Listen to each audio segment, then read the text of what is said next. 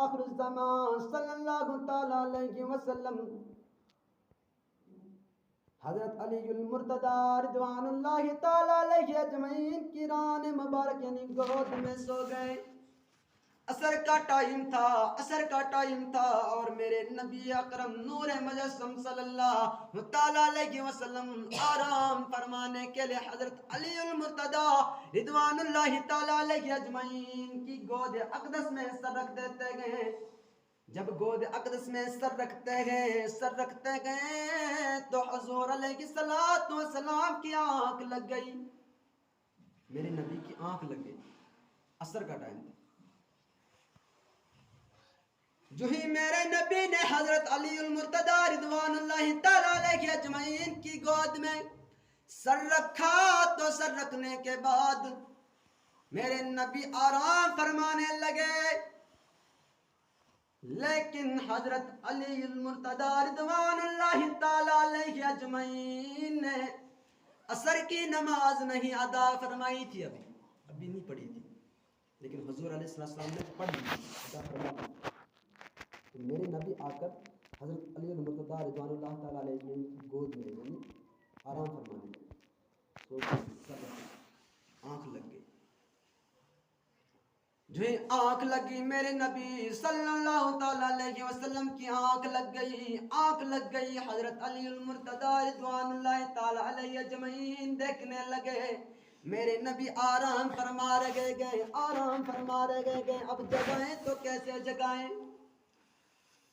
अब असर की नमाज का वक्त है, जिस नमाज के लिए फरमाया गया ये मर्द नमाज है, जिस नमाज के लिए फरमाया गया कि ये मर्द नमाज है, और यही मुझसे कज़ा हो जाए।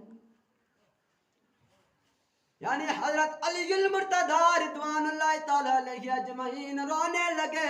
यानी किस गम में रोने लगे कि मेरी नमाज आज छूट गई। जब इस गम में रोने लगे तो थोड़ी देर के बाद मेरे आखिर ज़मान सल्लल्लाहु तआला अलैहि वसल्लम की आंखें बेदार होती गई। जो ही मेरे नबी सल्लल्लाहु तआला अलैहि वसल्लम बेदार होते हैं, बेदार होने के बाद मेरे नबी ने फरमाया, ए अली से कहने लगे, ए अली तुझे किस चीज ने रुलाया है? आप क्यों रो रहे हो?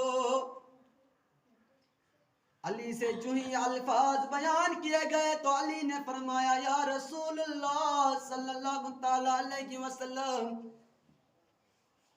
आपने तो असर की नमाज अदा फरमा ली थी, लेकिन मैंने अभी असर की नमाज अदा नहीं फरमाई थी और मेरी असर की नमाज कज़ा हो गई।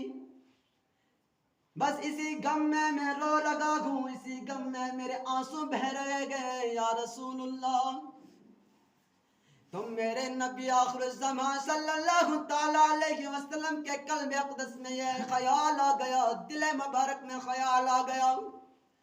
ख्याल आने के बाद मेरे नबी जो ही अभी इरादा की फरमा रहे थे और मेरे नबी अपनी उंगली से सूरज की तरफ इशारा करते गए, यानी सूरज को कह रहे गए वापस आ जाओ।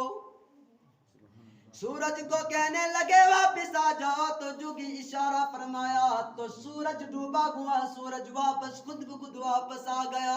सुभान अल्लाह।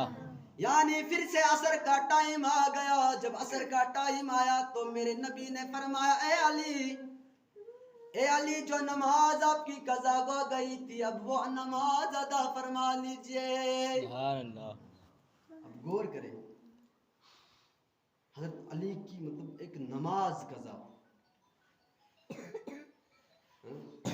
एक नमाज कज़ा भी नहीं होनी। हुज़ूर अलैहिस्सलाम के दिल मुबारक में ख्याल आया।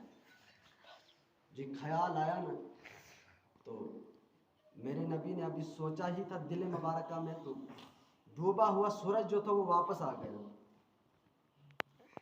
डूबा हुआ सूरज फौरन वापस आ गया। ये सिद्दीकीन, शहदा, सालिहीन जो अल्लाह के प्यारे बंदे होते हैं, ये इस तरह इबादत फरमाया करते हैं। लेकिन आज हम किस तरह? हज़रत बसर हाफ़ी रहमतुल्लाह का वाक़ा है कि वो तौबा से पहले इस कदर मतलब गुनाहों में मुब्तला थे, शराब पिया करते थे, शराब नोशी किया करते थे, बड़ी बड़ी दुकानें, बड़ी बड़ी फैक्ट्रियाँ थी उनकी शराब की, हज़रत बसर हाफी रहमतुल्लाह अलैह।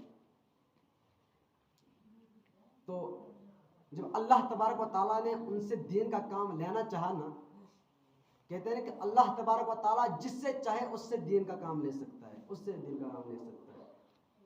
तो एक मर्तबा जब वो अपने कारखाने की तरफ जा रहे थे तो रास्ते में जो ही पहुँचे तो वहाँ पर बिस्मिल्लाहिर्रहमानिर्रहीम एक कागज़ का टुकड़ा मिला, उस पर बिस्मिल्लाहिर्रहमानिर्रहीम लिखा हुआ था। और जो ही वो कागज़ देखा, उसे उठाया, अपने हाथों में लिया और चूमा, रब कायनात के इसमें मुबारक को चूमा। और उस कागज़ को जब चूमा तो कहने लगे कि आपकी जगह ये, मतलब आपका मकाम ये नहीं।